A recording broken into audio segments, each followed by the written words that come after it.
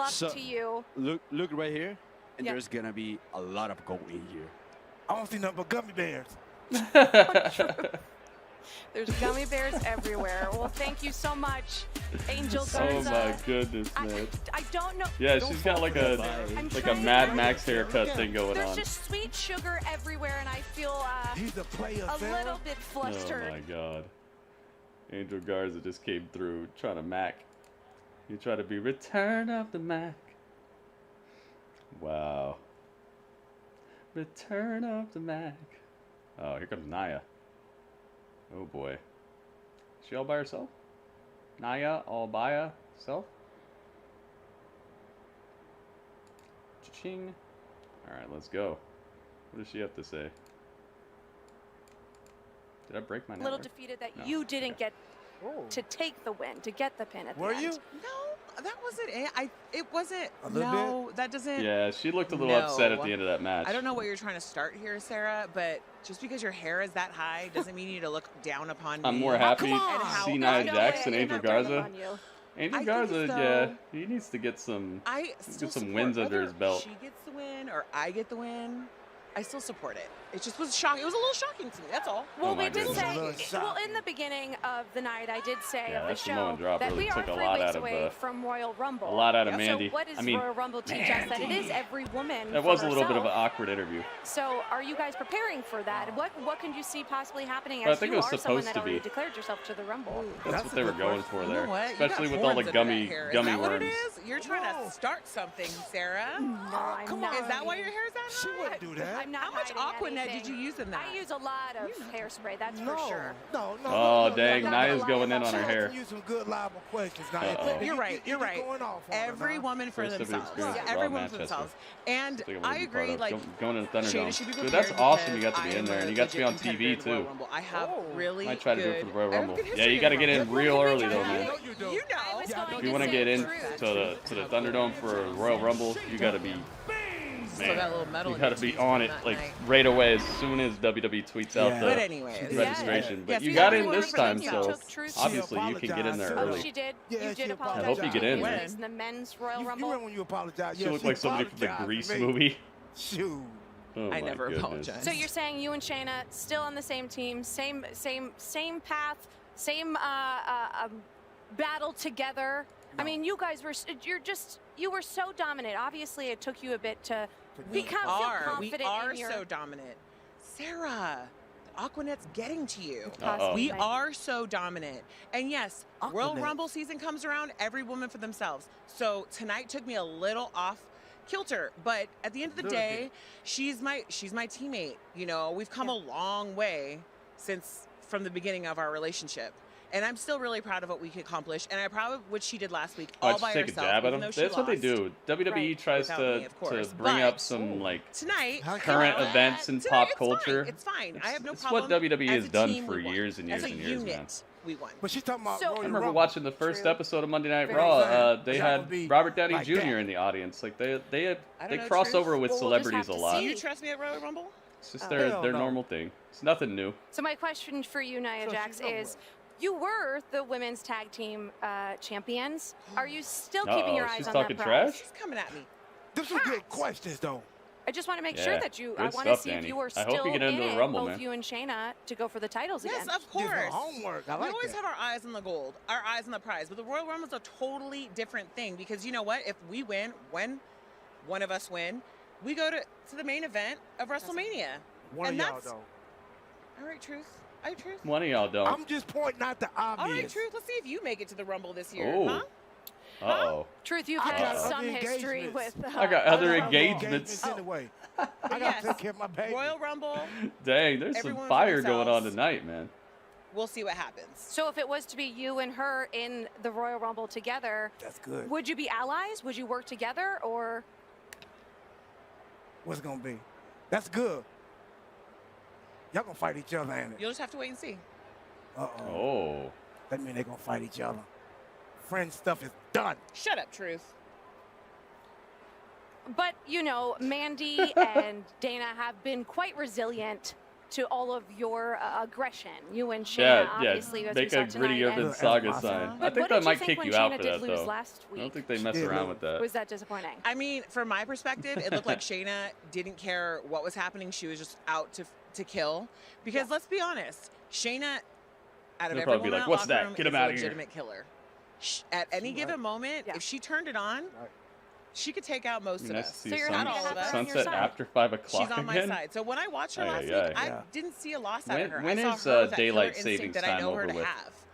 And whatever, maybe her shoulders were on the mat for a little too long, but that's neither here nor there. I just know when she's able to turn it on, get out of her way.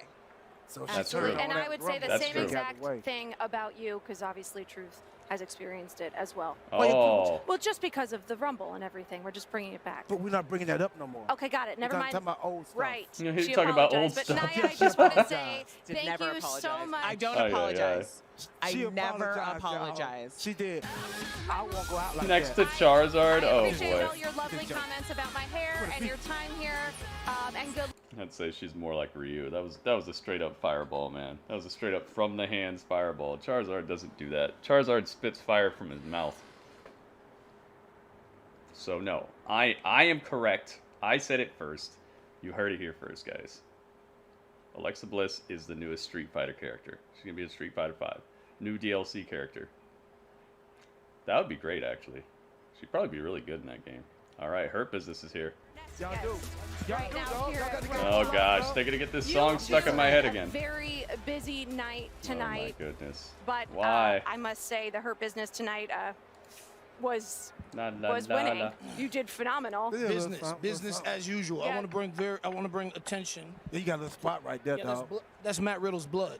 That's Riddle's blood on my suit. That's Matt's DNA right there. That's a DNA swatch from Riddle. A DNA swatch from Riddle. I'll be sending his accountant the bill for my suit. Oh. Batman, because he's the Riddle. All right, you know Danny. what I'm Thanks for saying? hanging with us, man. That made no sense. So anyway, the United States Yoga champion, flame. the Almighty. Even that's from the mouth. Lashley. Ain't nobody beating him. That was As a matter of fact, if he felt like that 24/7 title, actually, it might have been more like Liu Kang. That's how Liu Kang does his fireball. He's got that single You know hand what? fireball. Speaking of that, dog, I wanted to talk to you guys about that. Although Gokin does a single-handed fireball too, so it could still be Street He's Fighter. doing right now to Riddle, and Still possible. I know the setup. I'd say Street See, Fighter. He's getting on the exit right now. He's on the exit ramp. He's right there in the Yep. Nelson. MVP's got blood on Yep, his suit. The full Nelson taps out, and Bobby Lashley retains Look at that. Bobby the title Lashley just tonight. And I'm thrilled that the ref loves I'm seeing glad what the he's ref actually what he's was paying done. attention say, tonight. to response of 2 weeks ago when that happened. You see him? Bobby Lashley's when just the ref missed the tap out. he's just and, looking mean. I'm convinced he deliberately looked the other way. Oh, come on, dog. Did you? I don't. That's a WWE official. He was just doing his job. Oh, is what, because he's a WWE official, he's above reproach? It really doesn't matter. It really doesn't.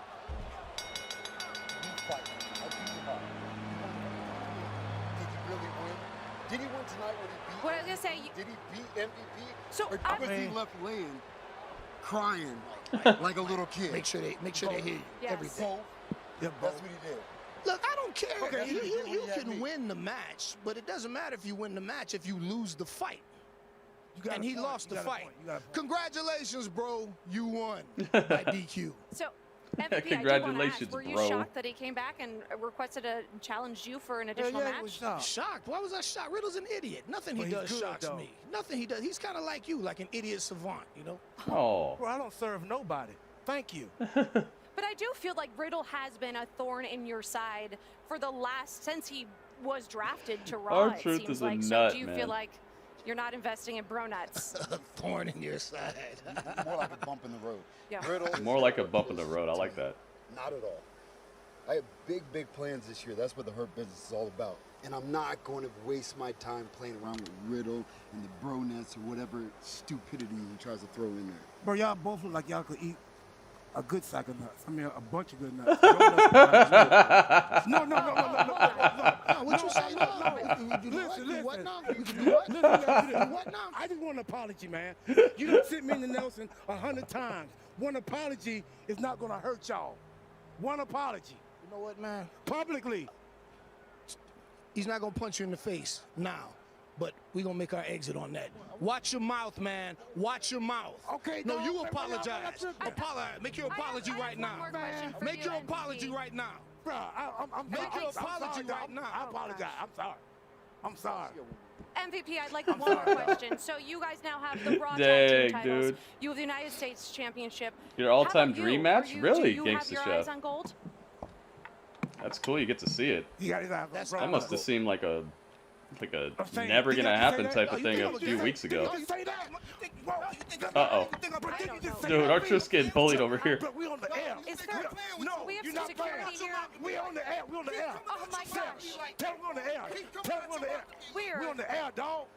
Let's go, dog. Let's go. Well, thank you so much for your time, despite That's right. Dang. That's why right there. Truth. Don't know how What to an act. exciting night we Don't know how to had. act. Thank you so much for No home allowing me to training, be here Sarah. with you. But big thank you to Oh my everybody goodness. at the WWE Universe for joining us, and we'll see you next week. Yeah. Thanks for tuning in to Raw Talk. Dude, R-Truth makes this show. He really does. Without him, I don't even know, man. I'd still like the show most likely, but he just brings it to this next level of hype to me. You see that? He said, you both look like you could eat a whole sack of nuts. And they stood up like, what? What did you just say? Oh, man. R-Truth almost got his ticket punched. A little more than his ticket punched. Ay, ay, ay. He said a sack of nuts.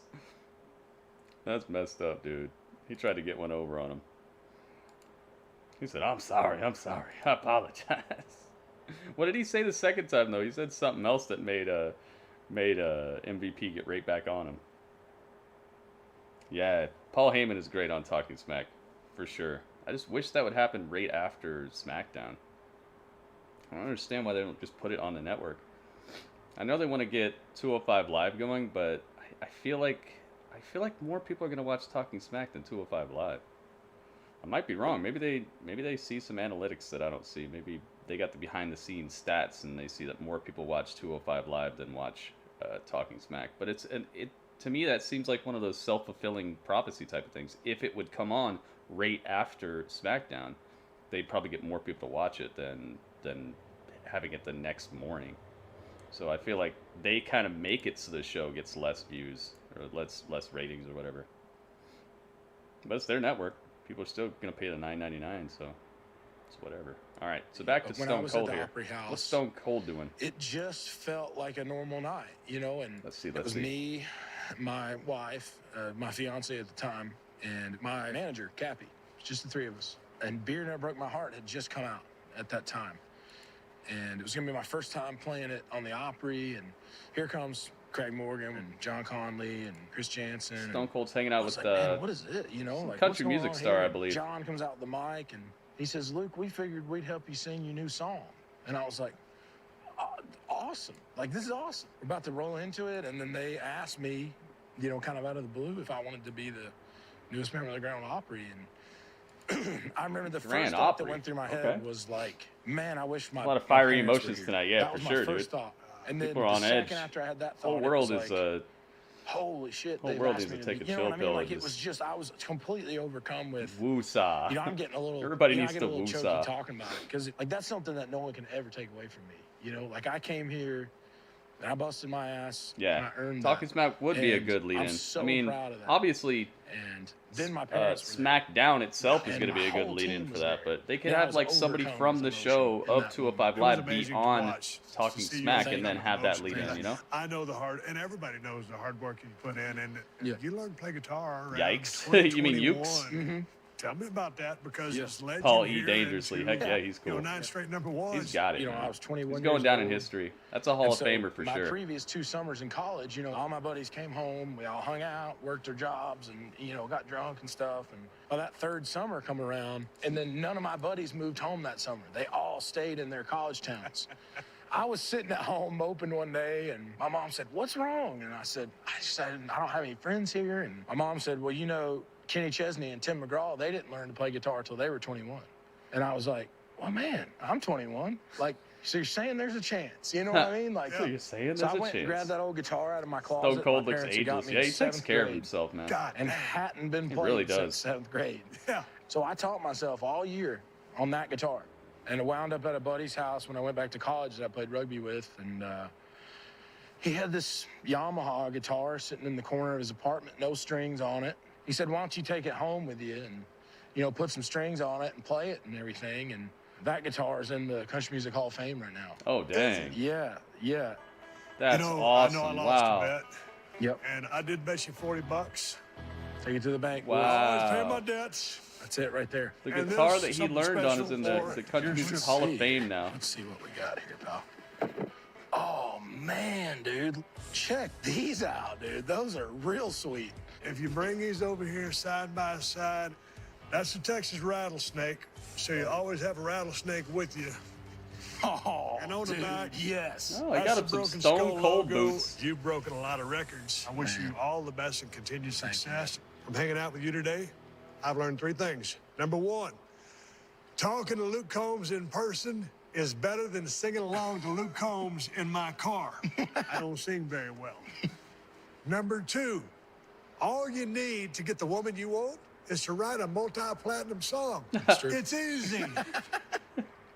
And number 3, when you spend the day in the country with Luke Combs, you do it one way, wide ass open. That's right. And that's the bottom line, because I said so.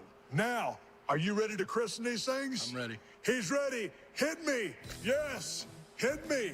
Here we go. Oh, Luke. he's got the beers. Oh, baby. I'll never buy another wrestling game. Cheers. They've Cheers, never buddy. been You born. sure about that, No man? athlete's boot. No I hear athlete's this. boot. I hear this a lot.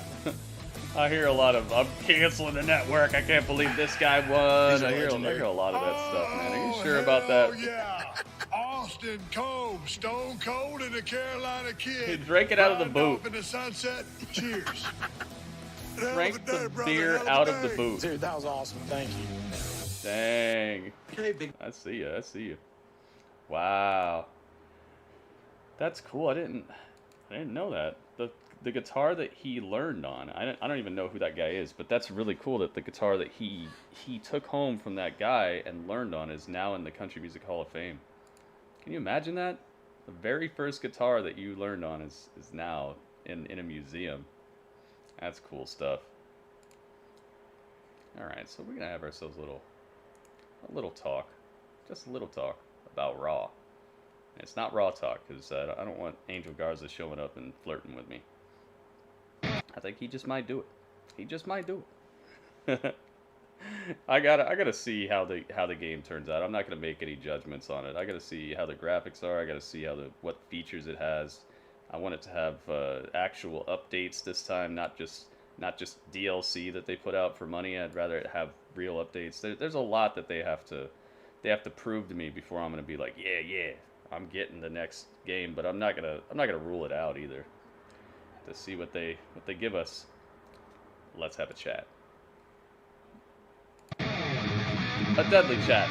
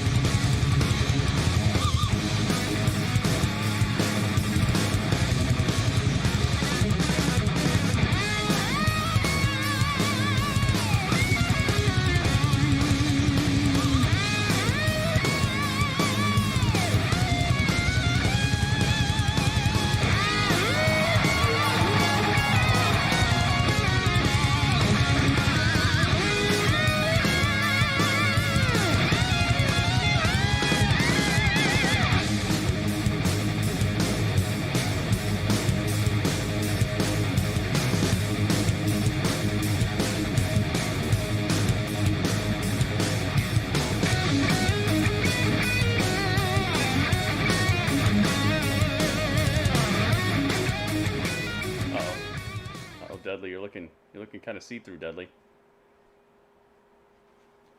Uh-oh. Dudley, have you been experimenting with stealth technologies? I think you have, Dudley. Have you been experimenting with stealth technologies? I told you to tell me if you're gonna be doing that. Yeah, Dudley, we saw. I think we saw. Kind of.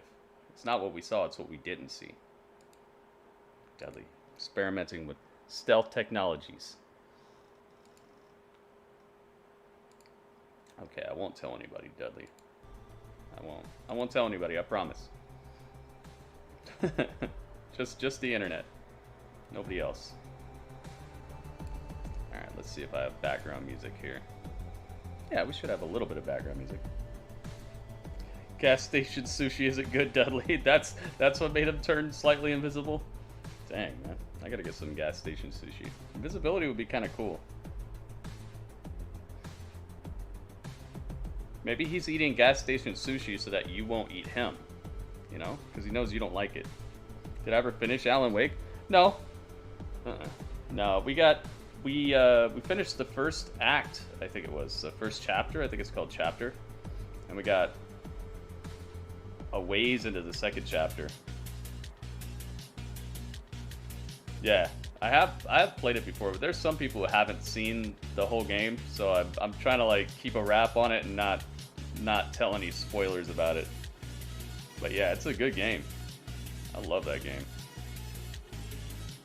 Alright, so we got background music. So if you guys watched Raw along with me and you have a score, I'd like to know what your score out of 10 is, so I can add them all up and find out what the average is, so we can see if it scored a point. So if you watched Raw with me, let me know out of 10 what you thought. Alright. Thought there were episodes. They like the way that it's presented is kind of like an episode. I wouldn't even say kind of. Like you could tell they made it to be like a TV show. I love that so much. The presentation on that game is off the charts. All right, so Ringmaster says 8.5. I see you. I see you. Done. I got you. I got you. I got you. Background's good. Music on Richmond. Whole cast of Raw walked in at 5 a.m. What? Dang. What were they doing? Alright guys, give me your ratings. Give me your reviews. La, la, la, la, la, la.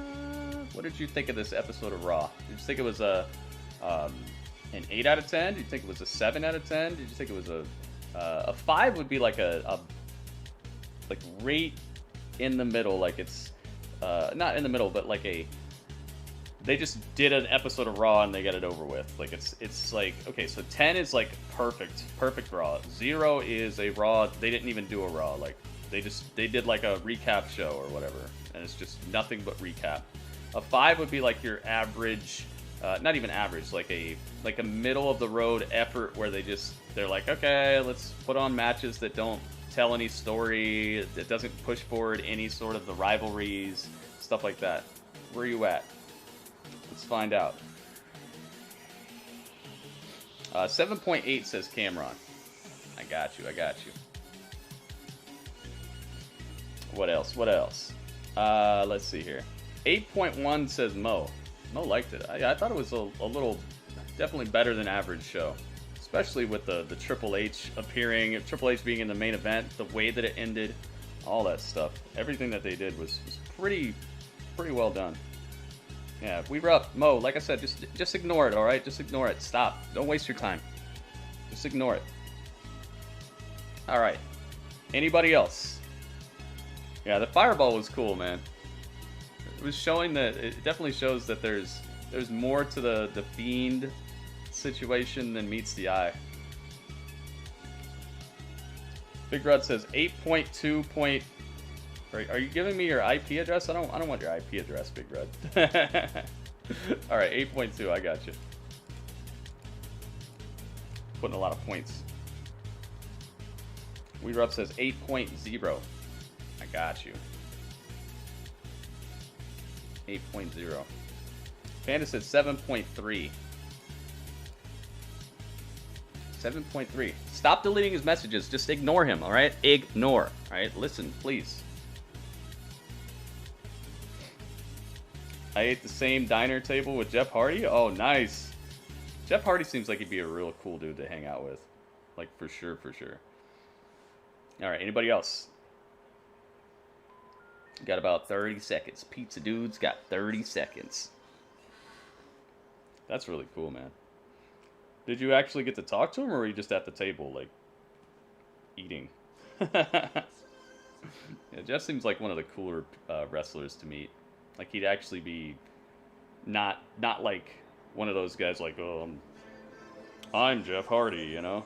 Seems like he'd be like, oh, hey, man, you're a fan? Cool. He seems like he'd be down like that. Miss the Hardy Boys. We got them. We got them. It's just Matt. Matt is really, he's a really creative person, and you can tell he's just kind of done with that period of his life, or that period of his gimmick. It's kind of like keeping a bird in a cage, you know?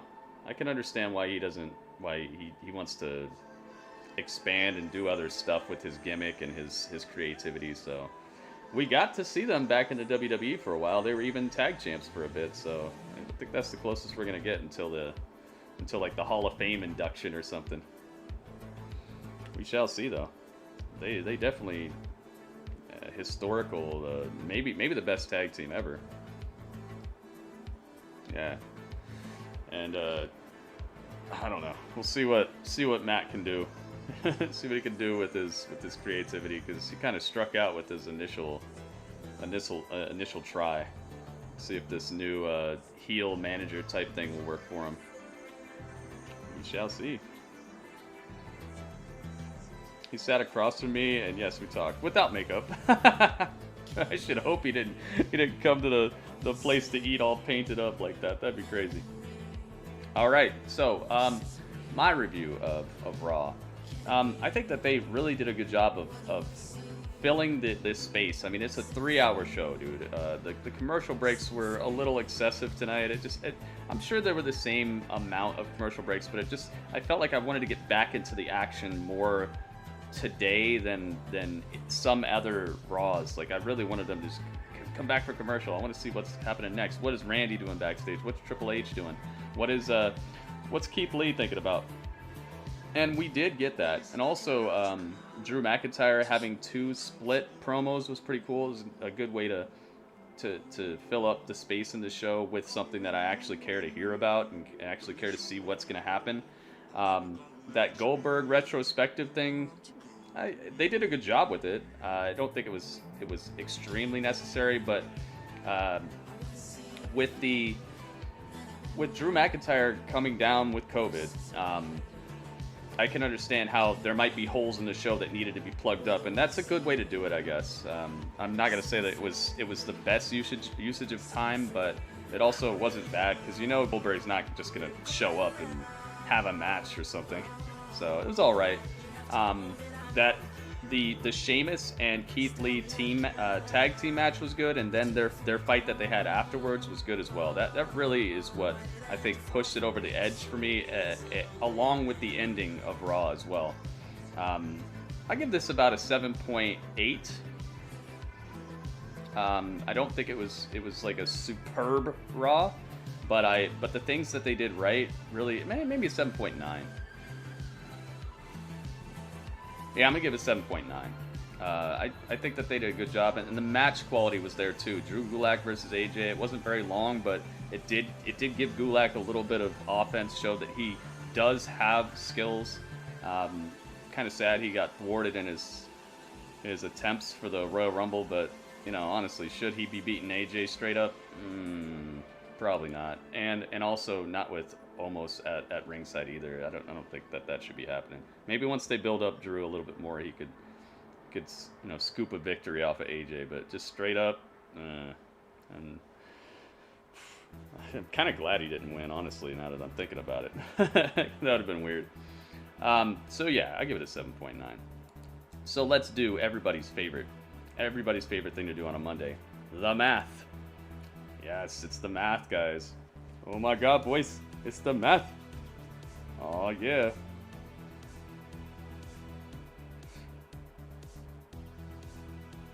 Let's see. Randy's been killing it on Raw. He has. Randy's been such a good part of Raw for this entire year.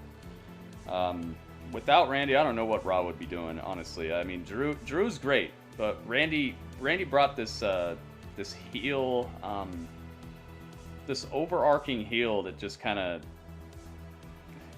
like, he's just marinating the whole show in his like darkness, his viciousness. I like it. All right, so we got an 8.5, a 7.8, an 8.1, an 8.2, and an 8.0. That's 5 scores altogether, right? Yeah, that's 5. And then we got a 7.3 and a 7.9. That's 7 scores. All right, so 55.8 is the overall, everything added together. So we're dividing that by 7, right? 1, 2, 3, 4, 5, 6, 7. Got to make sure I get that one right, because one number off can really mess it up. Divided by 7 equals 7.9. Hey, nice. That's right around what I gave it. Almost a 8. Very well done. Raw able to keep themselves on the board, stacking points. Good stuff, man. Definitely a worthwhile Raw. I do agree with that. I think it was very a recommendable show and worthwhile in a lot of different storylines and such. Could have done a little bit better to push things forward for some superstars, but I mean, they had a gigantic hole they had to plug. So good job, man.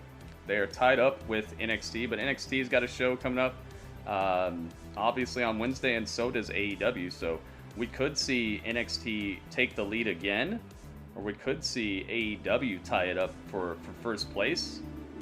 Who knows, man? I've been very much enjoying what wrestling we've had so far this season. Since TLC all the way to now, pretty much all these shows have been doing a pretty dang good job. I like it. Yeah, the ring break spot, yeah, that was cool. Stream's buffering for you? Sorry to hear that, man. It's showing me I've only dropped 107 frames all broadcast, so it should be fine.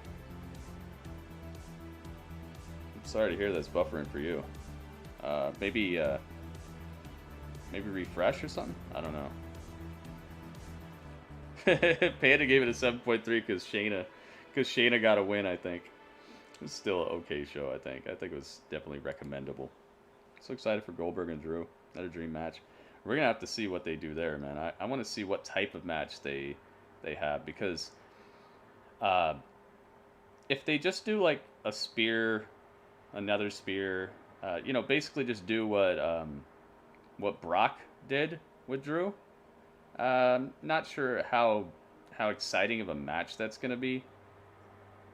This was kind of anticlimactic the way that Drew ended up beating Brock Lesnar for me. It was so, like, how do I put it? It was so repetitive, and it didn't really, to me, it didn't showcase why Drew is the champion that everybody wants to see, or that a lot of people wanted to see at that point. It was just kind of like, yeah, get Brock out of here.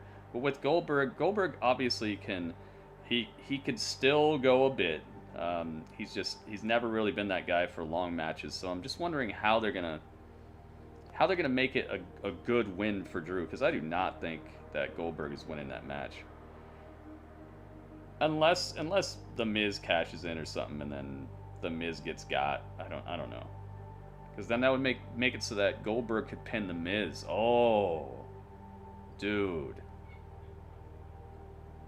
If the Miz cashes in, Goldberg could pin the Miz to win, and Drew wouldn't even have to get pinned to lose it. Oh boy. I don't know how hyped that would be, but it's a possibility. I don't know about that. When I said main event, this isn't what I meant. Yeah, Goldberg. That's what I think. I think Goldberg's just a big name to add to Drew's title reign, to make it more official. Because overall, I mean, who's he beat? He's beat Keith Lee, he's beat Randy Orton, and he beat Brock Lesnar. Who else did he feud with? Like, since WrestleMania last year, who else has Drew really feuded with? I think that's about it. So Goldberg would be a good next piece of a title reign that could be A-okay, you know. Add more oomph and more prestige to this reign for him. Andrade? Big Show?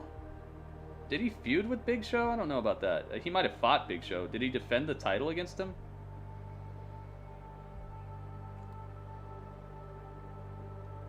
Oh yeah, AJ.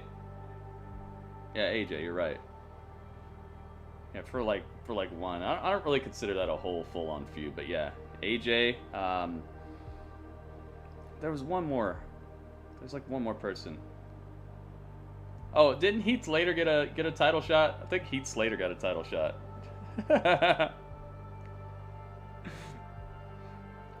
Yeah, Drew. I don't think Drew's gonna lose to Goldberg. Riddle got squashed in 4 minutes. Yeah, but he got squashed before the match too. You know how it is, man. It's one of those things where, like, if you're beat up before a match, what happens in that match afterwards, it's just compounded. I know you guys have been watching wrestling long enough that I don't have to sit here and explain these things over and over again. So, yeah, Bobby Lashley, he did beat Bobby. Yeah, you're right. Yeah. So I'm not really gonna run down the whole thing, but you know, just like I know, if you've been watching wrestling for any amount of time, when you get beat up before a match, it gives you like a out of jail free card for if you lose it. It makes it so it's like, oh well, that's why you lost. So it doesn't matter how long the match is after that. If you get beat up backstage, or if you get jumped before the match and you're bleeding before the bell even rings, it's kind of like it's like, okay, well, try your best, but we understand. We understand what happened. Drew versus Taker, that would be kind of cool. But at this point, I think it would have to be one of those cinematic matches. And then also on top of that, I kind of just don't want Taker back, unless it's going to be a cinematic match, you know? And now with Sting gone, I just don't really have that drive to see Taker versus anybody. Like, who do you want to see Taker against, really? Drew would be cool, but if it's gonna be a cinematic match, it's kind of like, okay, then you're just putting more like dust on the tombstone of Undertaker's career there. I'd rather his tombstone be nice and shiny the way they've left it. I don't know if there's any reason to bring him back. If there is, and it would be great, then I'd be kind of for it, but I don't think Drew needs that. Yeah, but him beating Undertaker at this point, I don't think that would do much for his title run. It'd just be like, oh, you beat the Undertaker, unless it was just a really good cinematic match. I'm not gonna say never. I'm not gonna say it won't work, but I'm just gonna say that it might do more harm than good. It might harm the legacy of Taker a little bit more than it would help the legacy of Drew. You know what I mean? Karrion Kross, yeah, Karrion Kross is, man. That dude, they're making him look like $1 million. Yeah, I'm just thinking, like, would it be good enough for Drew that you would take that risk on tarnishing Taker even more? I don't know, man. I don't think it's worth it. I think there's enough other people for him to fight. I don't know. I don't have a crystal ball. Might be all right.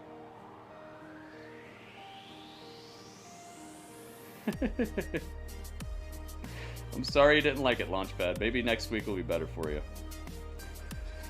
Yeah, dude, I agree. Karrion Kross is the future. Hopefully he's not injury prone, because I think it was just a freak accident, and I hope that's what it was. I really hope that Karrion Kross is completely healed up, and that he's not, like, that's not a recurring injury, and that he's just not going to be injury prone trying to work so strong against people and stuff, you know. Maybe take it down a notch, but it doesn't look like he's taking any time off, because that match with Damian Priest that was one of the best matches of this short year we've had so far. That Karrion Kross versus Damian Priest match, that was like takeover level stuff right there. I like that a lot. So hopefully you can get some easier matches. I just don't want to see him get injured again, man. So maybe take it a little easier. It doesn't look like he's going to, though.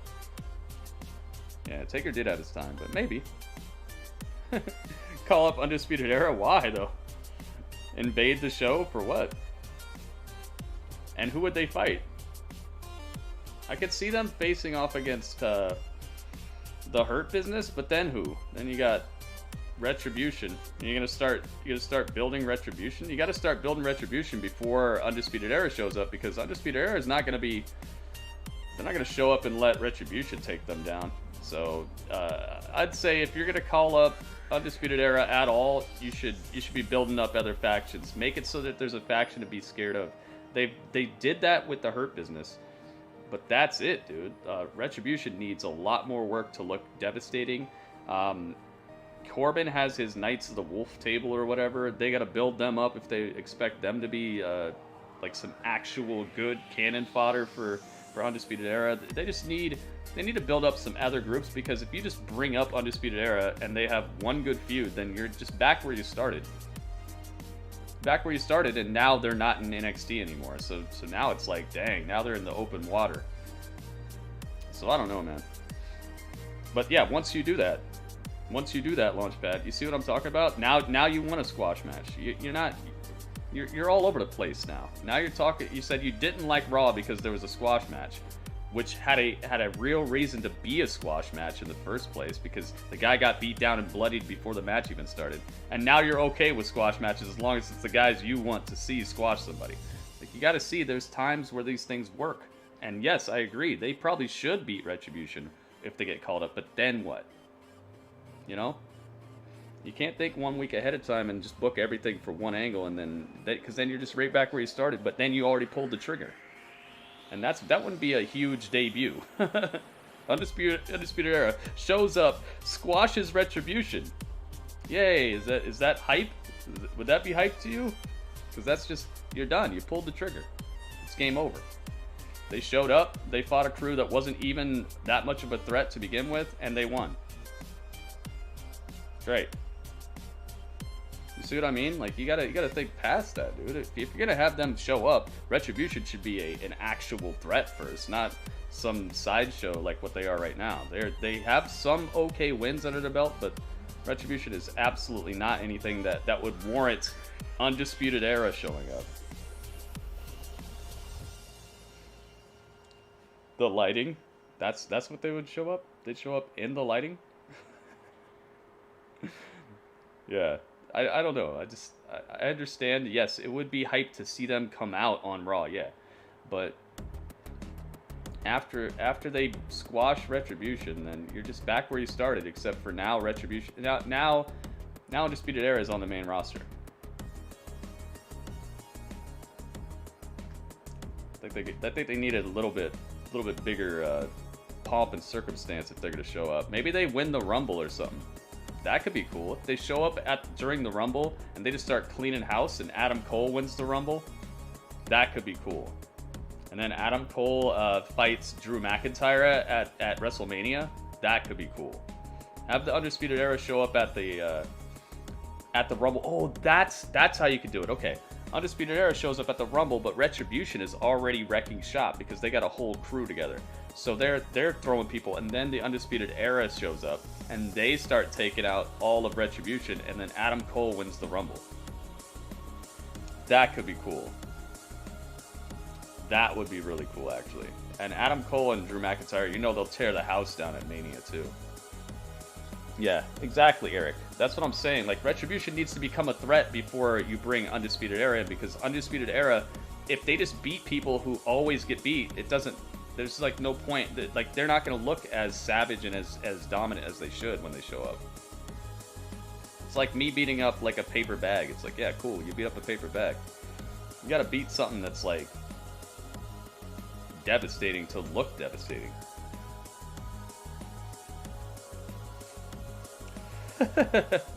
I'm telling you guys, every member of Retribution is actually a good wrestler, except Mia Yim is she has her moments where she's good, but then also she's like, she counts her steps here and there, and she just looks kind of wobbly sometimes, little bit green, and it's a tough style of wrestling to get into. She just looks like she's having a little bit more trouble than some other people who've been on the independent scene and then come into WWE. She seems like she's having, it's being more difficult for her to adapt. But I'm telling you right now, you've already seen Dominik Dijakovic can pull incredible matches. Him and Keith Lee had some of the best big man matches that you've seen in NXT, period. You got, well, actually, I forgot about Mace. Mace is not that great. But, I mean, what are you going to do? But Dominic is great, or T-Bar, whatever you want to call him. Shane Thorne is a really good wrestler. It's just, I mean, how often are you gonna get to see it? He is really good though. If you think back to his days with TM61 and NXT, he's really good. Didn't they almost win the Dusty Cup together? Like he's awesome.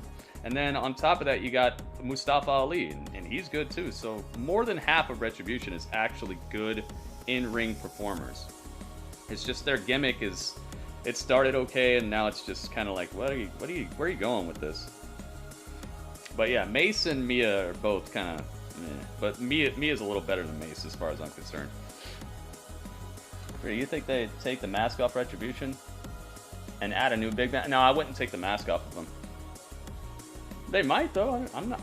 I can't see the future, but I think that they're pretty solid with the look of their gimmick. They just need to actually take it somewhere. At first, it seemed like they had an idea of what they wanted to do, and now it's just like they come out and fight, and that's it. Like they're not pulling strings. They're not taking out key members of the roster to like position themselves to take all the titles or anything. Like there's nothing cerebral about them at this moment. So I don't know if I'd pull the plug on their look or anything, because the look and everything is okay to me. It's just they got to start doing something with the gimmick instead of just fighting and that's it. Lies, you can see the future sometimes. We'll have to see what they do with it, guys. We'll have to see what they do with it. Like I said, it's. I'm not gonna say it isn't possible. It's just Retribution is not looking too good right now, and that's why I say calling up Undisputed Era. You know exactly who they're gonna beat up, and it's just not gonna be impressive. It'll be like, oh, who are they? Oh my God, that's Undisputed Era. That's Undisputed Era. What are they doing here? Oh, they just smashed Retribution, and it's not gonna look like anything crazy. It's like, yeah, but most people kind of smash Retribution. So, you know what I'm saying? It's like winning a home run derby by hitting one home run. It's like, okay, but yeah, like nobody else really did anything there. Like, yeah, I guess you won. It's not like they overcame anything to look good, and that'll run out real quick. Enhancement talent. Like I just said, they're like better than half the roster anyway. You think Mustafa Ali is an enhancement talent? The dude was about to be world champion, and 2 WrestleManias ago, he was about to be world champion. Enhancement talent. This is what I'm talking about. You guys take it way too far sometimes with this buried and enhancement and jobbers and all this stuff. You guys really, like, it just shows that you're not looking at the actual talent. You're looking at, like, the way that they're being presented on TV. It's like, dude, what are you talking about? Enhancement talent. Ali's better than like 90% of the roster. Heck are you talking about? And Dominic Dijakovic is literally one of the best big athletes to show up in NXT and WWE in the last couple of years. What is there to enhance? People need to like read a dictionary or something and get some other words in their vocabulary, because the way you're using these words is not what they really mean.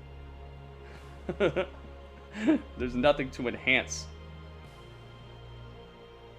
No, you see, that's what I'm saying. Enhancement is not a gimmick. There's no enhancement gimmick. There's nothing enhancement about them. What is an enhancement gimmick? You need to find a different word to explain what you're saying. You're using words that don't apply. When people say buried, normally it doesn't mean what they're saying. When people say jobbers, normally it doesn't mean what they're saying. When people say enhancement, normally it doesn't mean what people are saying. You gotta like expand the vocab a little bit, because what you're saying is not exactly what you're talking about.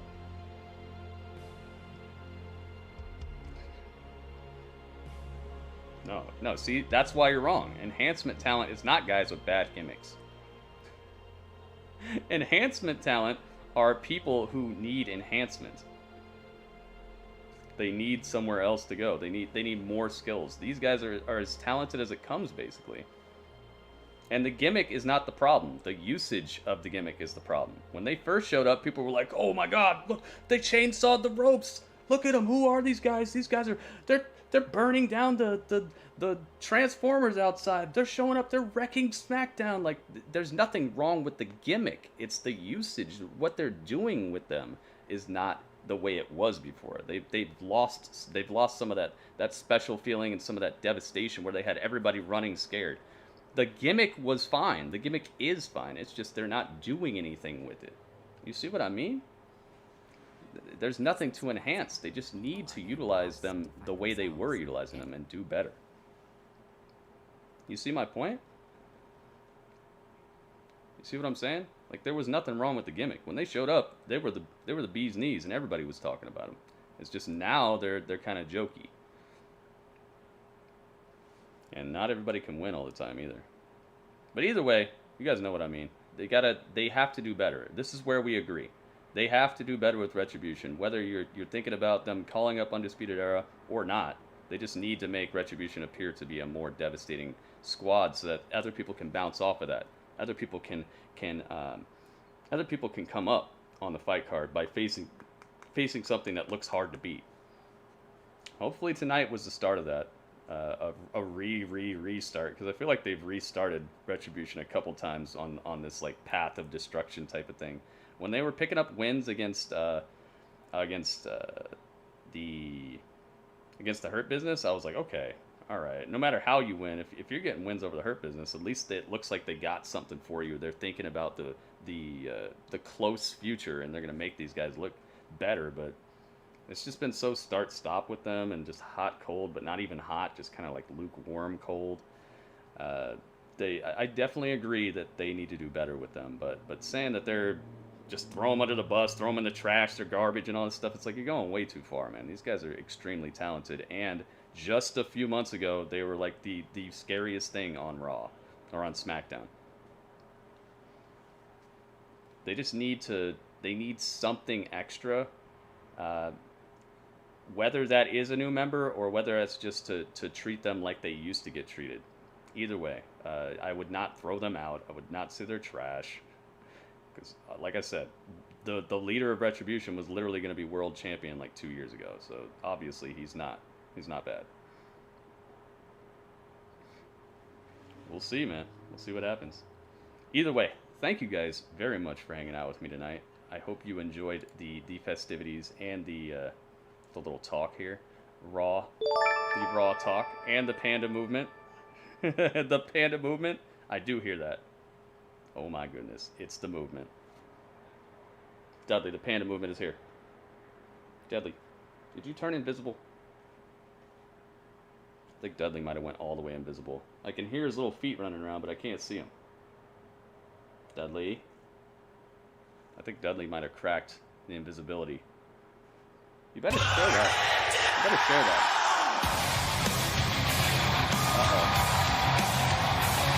Uh-oh. Oh my goodness. WeRup, thank you for the bits, man. WeRup's been making it rain. Thank you, thank you, thank you, thank you, thank you. Thank you to everybody who gave bits tonight.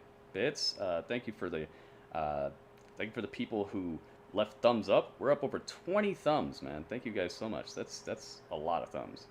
Very, very awesome of you guys. And also thank you to everybody who helped moderate. Thank you to everybody who brought the positivity. Thank you for the comments, guys. Thank you for having these talks with me. And also, I hope you enjoyed my commentary, my reviews, all that stuff. You guys rock. And that was the chat. Hey, there's Dudley.